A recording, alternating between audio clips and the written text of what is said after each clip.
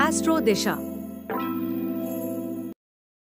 আমরা ক্রমান্বয়ে আলোচনা চালিয়ে যাচ্ছি যে 2025 কার কেমন যাবে, অর্থাৎ লগ্নফল। আবার বলি লগ্নফল এই কারণে লগ্নফল, যেহেতু আমি বারবার বলি যে রাশি দেখে কখনো ভাগ্য বিচার হয় না, অর্থাৎ লগ্ন দেখতেই হয়। লগ্ন থেকে 1 2 3 4 5 6 করে 12টি ভাব যেভাবে থাকে সেইভাবে। এবং সেকেন্ড থিং, দ্বিতীয়টা যেটা আমি বারবার বলি সেটা হলো দশাপতি is the prime minister in our life, অর্থাৎ আপনার যার যে দশা চলছে সেই দশাপতি যে যে ঘরগুলোর ফল দেবেন বলে অঙ্গীকারবদ্ধ, অর্থাৎ আপনার নাতাল চার্ট বা জন্মকুষ্টি, সেখানে যে দশাপতি যে যে ঘরের ফল দেওয়ার জন্য অঙ্গীকারবদ্ধ সেই ফলগুলোই আপনি পাবেন। 12টা ঘরের ফল কিন্তু আপনি কখনোই পাবেন না যদি না সিগনিফিকেশন সেগুলোর হয়ে থাকে। রাহুকেতু না হলে তো কোনো সম্ভাবনা নেই, কিন্তু রাহুকেতু অনেক সময় কি হয় 12টা ঘরকেই কানেকশন দিয়ে দেয়, তো সেটা রেয়ার। এছাড়া দশাপতি যে ঘরের সাথে কানেক্টেড শুধু সেইগুলোর রেজাল্টই আপনি পাবেন। সেই অর্থে আমরা আজকে আলোচনা করব কর্কট লগ্ন। যারা কর্কট লগ্নের জাতক, অর্থাৎ কর্কট যাদের লগ্ন বা ক্যান্সার যাদের অ্যাসেন্ডেন্ট, তাদের জন্য আজকের এই এপিসোড উৎসর্গীকৃত। কারণ কি, বাকি আমরা অনেকগুলো করে ফেলেছি লগ্ন, আর কয়েকটা লগ্ন বাকি আছে। তো আজকের পর্বে আমরা আলোচনা করব কর্কট লগ্ন এই বছরটা শুরুবাত কেমন ভাবে হচ্ছে এবং পরবর্তী ক্ষেত্রে স্টেপ বাই স্টেপ দশা অনুসারে, অর্থাৎ কারো শনির দশা চলছে, কারো মঙ্গলের দশা চলছে, কারো কেতুর দশা চলছে, সমস্ত দশা ভিন্ন ভিন্ন ভাবে আজকে আমরা আলোচনা করব। আপনাদের যার যে দশা আছে সেই দশা অনুসারে আপনারা আপনাদের ভাগ্যটাকে ফলো করুন এবং আশা করি কিভাবে চলা উচিত সেই দিকটা মাথায় রাখবেন। কারণ কি, দুঃখ সুখ মিলেমিশে থাকে। আজ দুঃখ তো কাল সুখ, কাল সুখ তো আজ দুঃখ হতেই পারে। প্রত্যেকটি মানুষের জীবনে উত্থান এবং পতন লেগে থাকে, সেটা রোধ করা যায় না, সেটা প্রকৃতির নিয়মেই হয় এবং সেটা ওই কুণ্ডলী যার যে ভাগ্য সেই অনুসারেই হয়। তো সেটা যদি অ্যাডভান্স আমরা খানিকটা জেনে যাই তাহলে কিন্তু আমাদের জীবনধারা বা জীবন পথকে সুগম করে চলার যে ধারা সেটাকে আমরা ভালোভাবে বজায় রাখতে পারবো। তাহলে এত কথা না বাড়িয়ে আজকে শুরু করি। কর্কট লগ্ন, যাদের কর্কট লগ্ন আছে তারা যে যার নিজেদের ঠিকুজি খুলে ফেলুন। আমি একটার পর একটা দশা অনুসারে বলবো, যার যে দশা তার ক্ষেত্রে সেটাই প্রযোজ্য, বাকিটা নয়। কিন্তু শুরু করি তাহলে।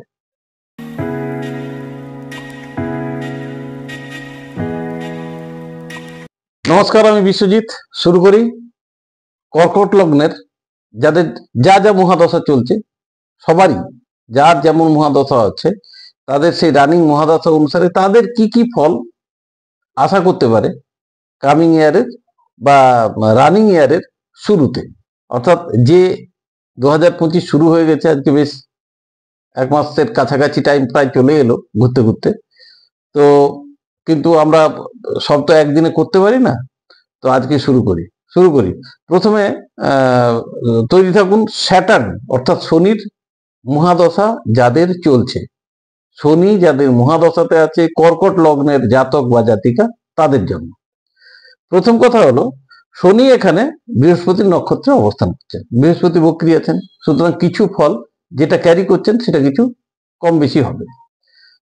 ডাইরেক্ট হলে সেই ফল ভালো। এখন দেখুন 6 7 8 9 এবং 11 এই ঘরগুলোর সাথে কানেক্টেড। 6 7 8 9 এবং 11 আমরা বারবার আলোচনা করেছি, যারা আমার নিয়মিত শ্রোতা তারা জানেন, তবুও বলি।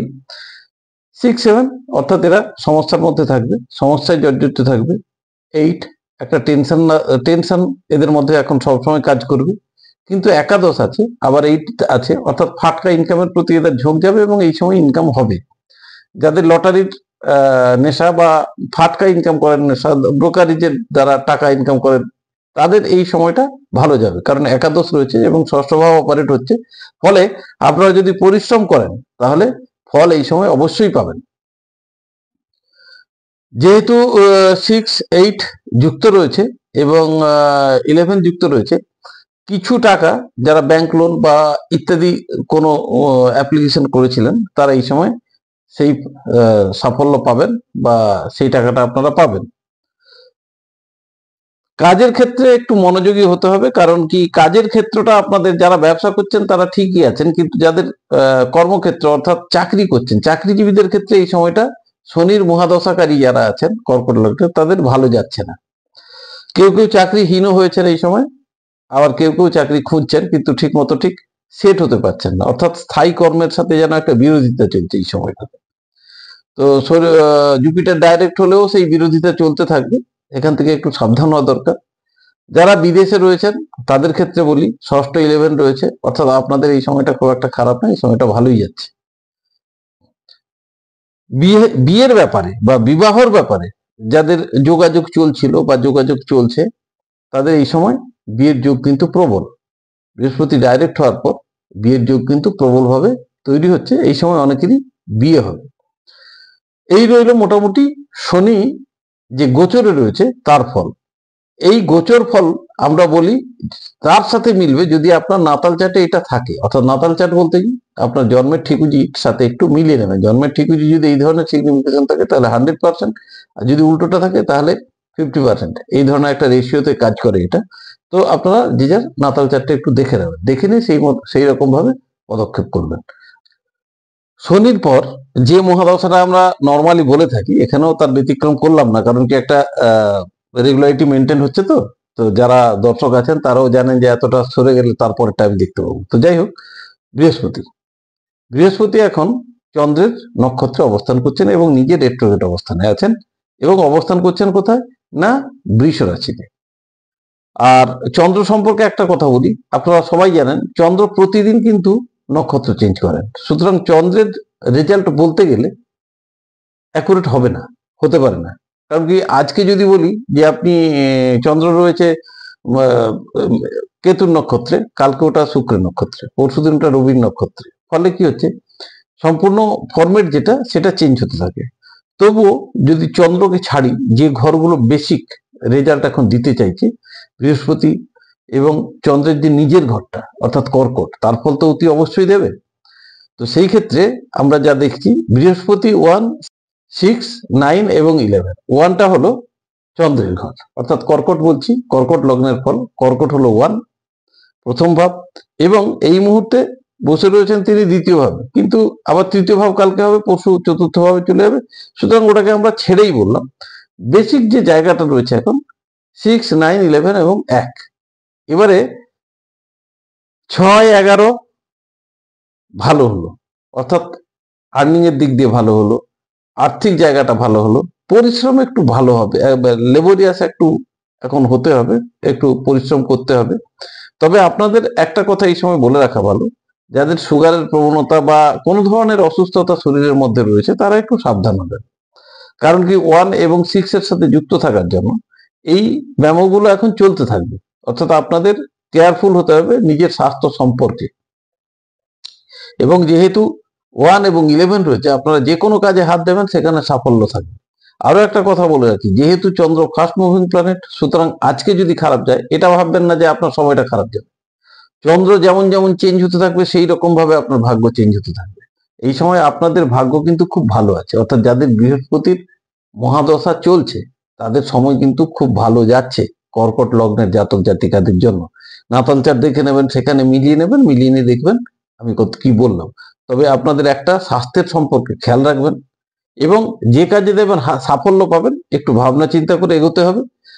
আর যেটা বলছি সেটা হলো বিদেশ ভ্রমণের একটা যোগ আছে, সেক্ষেত্রেও আপনারা যেতে পারেন। তবে খারাপ কিছু নেই, শুধু স্বাস্থ্যের দিকে নজর রাখবেন। আর কর্মক্ষেত্রে একটু সমস্যা থাকবে, যেটা আমি বলেইছি। আসছি পরের মহাদশায়। যাদের রাহুর মহাদশা চলছে তাদের সম্পর্কে এবারে বলি, অর্থাৎ কর্কট লগ্ন, রাহুর মহাদশা। রাহু শনির নক্ষত্রে অবস্থান করছেন, এবং রাহু আপনারা জানেন অনেকগুলো ঘরের রেজাল্ট দেয়। তো এখানে রাহু শনি নক্ষত্রে অবস্থান করে যে যে ঘরগুলো কানেক্ট করছে সেটা হলো 9, 6, 11। কারণ যেহেতু রাহু বৃহস্পতির ঘরে বসে রয়েছে, সুতরাং বৃহস্পতির রেজাল্ট সে দেবে 9, 6, 11। এবং রাহু কেতুর দ্বারা অ্যাসপেক্ট সমসপ্তমে থাকেন, সুতরাং 3-এর রেজাল্ট পাবেন, এবং শনি সপ্তম এবং অষ্টমের রেজাল্ট দেবে। তাহলে এই কটা ঘরের রেজাল্ট কিন্তু আপনারা এখন পেতে থাকবেন। বাদ বাকির গুলো কথা ভাবার দরকার নেই, কারণ কি ওগুলো নাতাল চার্টটা দেখে নেবেন, নাতাল চার্ট অনুসারে আপনারা যদি মেলান আতে সুবিধা হবে। তো আসি প্রেডিকশনে। 9, 6, 11, 3, 7 এবং 8 আপনাদের সমস্যা থাকবে, 7, 8 লিটিগেশন থাকবে, এবং 383811, অর্থাৎ কোনো নেগোসিয়েবল ডিসকাশনের টেবিল থেকে, অর্থাৎ কোনো কিছু নিয়ে আলোচনা চলছে বা নেগোসিয়েশন চলছে, আপনারা কিন্তু হঠাৎ করে দুম করে লাভ পাবেন, ভালো প্রফিট পাবেন। হয়তো আর্থিকভাবে সেটা হবে না, কিন্তু আপনারা প্রফিটেবিলিটি দেখবেন। কারণ কি অষ্টম একাদশ আছে, অর্থাৎ আনএক্সপেক্টেড উইন আপনারা পাবেন। এবং 39 যেহেতু আছে, অর্থাৎ নেগোসিয়েশনের মাধ্যমে আপনারা এই লাভটা করবেন। যাদের বিয়ে হয়নি তাদের এই মুহূর্তে বিয়ের যোগাযোগ চলছে, তাদের বিয়ে হওয়ার সম্ভাবনা রয়েছে। কিন্তু সেই সঙ্গে বলি, যারা বিবাহিত তাদের ক্ষেত্রে অবৈধ প্রেমের যোগও রয়েছে, অর্থাৎ ঘর মে রাম গলি মে শাম, সেদিক থেকে একটু সাবধান হওয়া উচিত। কারণ সেই রকম জায়গায় গেলে বা সেই রকম পথ থেকে যদি আপনারা নিজেদেরকে না সরাতে পারেন, তাহলে টাকা কিন্তু নষ্ট হবে, অর্থাৎ আপনার টাকা অন্যের ঘরে গিয়ে ব্লক হয়ে যাবে, আপনাদের ক্ষতির যোগ সেখানে প্রকট হয়ে যাবে। কারণ কি এমনিতে সপ্তম অষ্টম মানে আপনারা একটা লিটিগেশনের মধ্যম দিয়ে যাচ্ছেন, এবং 38 মানে অত্যন্ত মানসিক টেনশনের মধ্য দিয়ে আপনাদের এই সময়টা যাচ্ছে।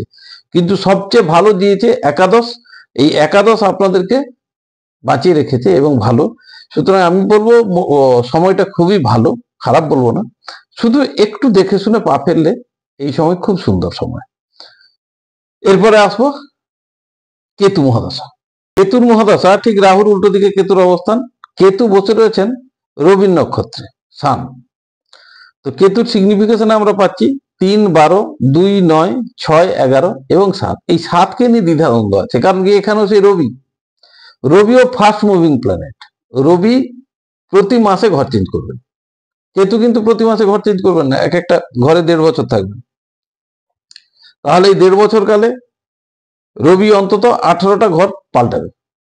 সুতরাং রবি 18টা পাল্টানোর সঙ্গে সঙ্গে সমস্ত ঘরগুলো পাল্টাচ্ছে যখন, তাহলে কি হচ্ছে, সমস্ত অর্থাৎ 27টা নক্ষত্র তো চেঞ্জ হচ্ছে, আবার চেঞ্জ হতে থাকছে। সুতরাং ফ্রিকুয়েন্টলি ওটা চেঞ্জ হতে থাকবে। তবে বেসিক যে ঘরগুলো কেতু সিগনিফাই করেছেন, সেটা হলো 3, 12, 2, 9, 6, 11। দেখুন 3, 12 অর্থাৎ ছোটখাটো ভ্রমণ, 9, 12 বড় ভ্রমণ, 3, 9, 12 অর্থাৎ এক বিদেশ ভ্রমণও আপনাদের এখন অসম্ভব কিছু না। 2, 6, 11 অর্থাৎ আর্থিকভাবে উন্নতি হবে, যে কোনো ক্ষেত্রে সাফল্য, কর্মক্ষমতার ক্ষেত্রে হোক বা অন্যান্য ক্ষেত্রে হোক, আপনাদের সাফল্যই হলো বড় কথা, এবং সাফল্য এখন আসতে থাকবে, কোনো সন্দেহ নেই। ষষ্ঠ 11 রয়েছে এবং দ্বিতীয় ভাব, অর্থাৎ আর্থিকভাবে আপনারা অনেক বেশি স্টেবল হবেন। কিন্তু দ্বাদশ ভাব থাকার জন্য যেটা বলে দেওয়া ভালো, কারণ কি রবি তো 8-এর ঘরে যাবে, যখনই রবি ঘুরতে থাকবেন, তখনই আপনাদের দ্বাদশ থাকার জন্য আপনাদেরকে অনেক বেশি সাবধান হতে হবে, অন্যথায় কিন্তু পস্তাবেন। কারণ কি 2 আছে, 12 আছে, যখনই রবি অষ্টমের সাথে কানেক্ট করে দেবে, তখনই আপনাদের কিন্তু সমস্ত ইনভেস্টমেন্ট বা চিন্তাধারা কিন্তু লোকসানে চলে যাবে। ফলে খুব সাবধানে পা ফেলবেন। ভালো সময় আছে, কিন্তু বিচার বিবেচনা করে ইনভেস্টমেন্ট, যেখানে ক্ষতির সম্ভাবনা আছে সেখানে বিচার বিবেচনা করে চলবে, তাহলেই ভালো সময়ের সম্পূর্ণ ফসলটা আপনারা ঘরে তুলতে পারবেন। আমি আশা রাখবো আপনারা যারা এই প্রোগ্রাম দেখছেন এবং যাদের কেতুর মহাদশা চলছে, তারা এই ফসলটা তুলবেন এবং আমাকে কমেন্ট বক্সে কমেন্ট করবেন, সেই আশাতেই থাকলাম। আসছি পরের মহাদশাতে। এবারে যেটা বলবো সেটা হলো মঙ্গল মঙ্গল মঙ্গল জুপিটারের নক্ষত্রে আছেন, অর্থাৎ বৃহস্পতি নক্ষত্রে। মঙ্গলও রেট্রোগ্রেড, জুপিটারও রেট্রোগ্রেড, অর্থাৎ যে নক্ষত্রে বসে রয়েছেন সেটাও এখন রেট্রোগ্রেডে বা বক্রী, এবং মঙ্গল নিজেও বক্রী। তো এনাদের যে রেজাল্টটা আমরা পাবো সেটা হলো 5, 10, 1, 6, 9, 11। 5, 10, 1, 6, 9, 11। এখানে দেখুন, মঙ্গল যদিও ফাস্ট মুভিং প্ল্যানেট, এটার এই প্রেডিকশনের স্থায়িত্ব খুব বেশি দিন থাকবে না। কারণ কি মঙ্গল যখনই ডাইরেক্ট হয়ে যাবেন, তিনি আবার নক্ষত্রও চেঞ্জ করবেন খুব তাড়াতাড়ি। যখনই নক্ষত্র চেঞ্জ হবে, তখনই এই প্রেডিকশন আর মিলবে না, তখন আমি আবার আপনাদের বলবো যে কি রেজাল্ট হতে চলেছে। তো ততদিন অবধি আমাদের কি রেজাল্ট পেতে হবে। অনেকে বলেন না সারা বছরের প্রেডিকশন, সেটা হয় না, সেটাও ভ্রান্ত।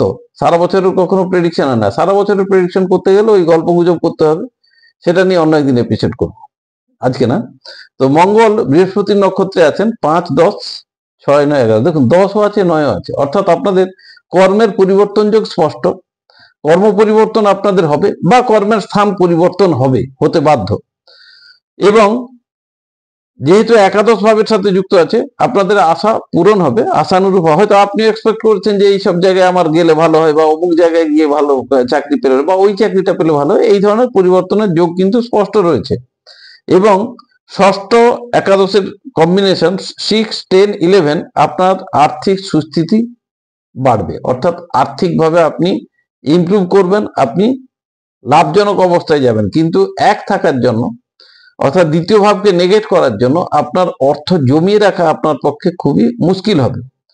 পঞ্চম ভাব এখানে অত্যন্ত ভালোভাবে এখানে রয়েছে, অর্থাৎ 1, 6-এর সাথে যুক্ত থাকার জন্য আপনাদের শারীরিক অসুস্থতা কিছু থাকবে, এই সময় বৃদ্ধি পাবে। আবার পঞ্চম থাকার জন্য সেটা থেকে আপনারা রেস্কিউও পাবেন, অর্থাৎ শরীর খারাপও হলো, আবার শরীর ভালো হলো। পঞ্চম একাদশ দুটো অপারেট হচ্ছে। আপনারা যারা বিবাহিত লাইফ লিড করছেন অত্যন্ত ভালো কন্ডিশনে থাকবেন, অত্যন্ত ভালো সুসম্পর্কের মধ্যে দিয়ে এই সময়টা কাটাতে পারবেন। বাকি কন্ডিশন সব ঠিকঠাক আছে, কোনো অসুবিধে নেই। ডাইরেক্ট হয়ে গেলে আরো ভালো ভালো ফল পাবেন। মোটামুটি এইভাবে কিছুদিন চলুন। মঙ্গল আবার ঘর চেঞ্জ করে ফেলবে বা নক্ষত্র চেঞ্জ করলে কিন্তু এই রেজাল্ট আবার একটু পাল্টে যাবে, তখন আবার বলা যাবে। আসছি পরের মহাদশাতে। পরের মহাদশা হলো শুক্র। শুক্র জুপিটারের নক্ষত্রে অবস্থান করছেন এবং যে ঘরগুলোর কানেকশন দিচ্ছেন 4, 11, 6, 9 এবং 8।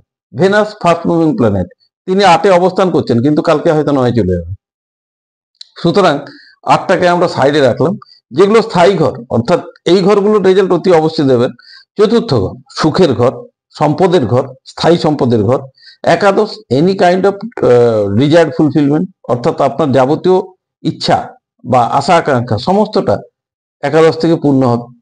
6 লস অফ অপোনেন্ট, সুতরাং সেটাও ইনডাইরেক্টলি গেন অফ ইয়োরসেলফ।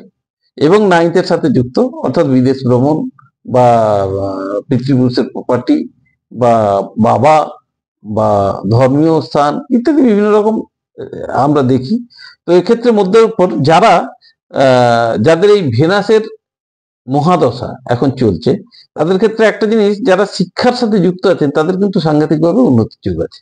কারণ চতুর্থ, নবম এবং একাদশের সাথে যুক্ত থাকার জন্য এবং ষষ্ঠ ভাবের সাথে যুক্ত থাকার জন্য তারা যে কোনো কম্পিটিশন এক্সামিনেশনে এখন আপনারা কিন্তু সাফল্যের শিখরে থাকবেন, কোনো সন্দেহ নেই। এবং যারা ব্যবসা করছেন, ব্যবসা বাণিজ্যের সাথে যুক্ত আছেন বা ইন্ডিপেন্ডেন্ট কোনো কাজের সাথে যুক্ত রয়েছেন, তাদেরও এখন সাফল্য বাঁধা রয়েছে, অর্থাৎ আপনারা সাফল্য পাবেন এই সময়, সেই যোগ কিন্তু স্পষ্ট।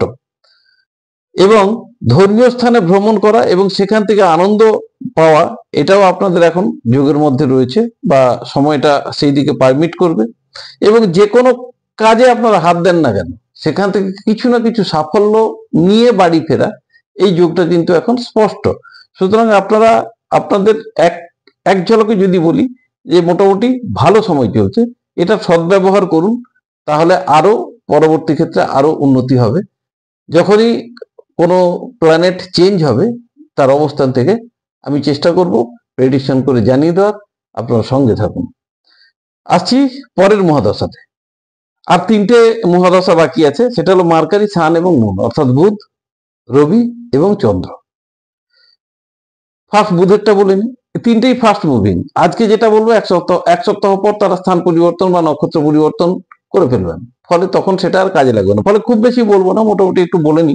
মার্কারি, বুধ, বুধ শুক্রের নক্ষত্রে আছেন, দুটোই ফাস্ট মুভিং প্ল্যানেট। আমি কি বলবো, তারা কানেকশনে রয়েছেন এখন 3, 12, 4, 11। কালকে সেই কানেকশন হয়ে যাবে অন্যরকম।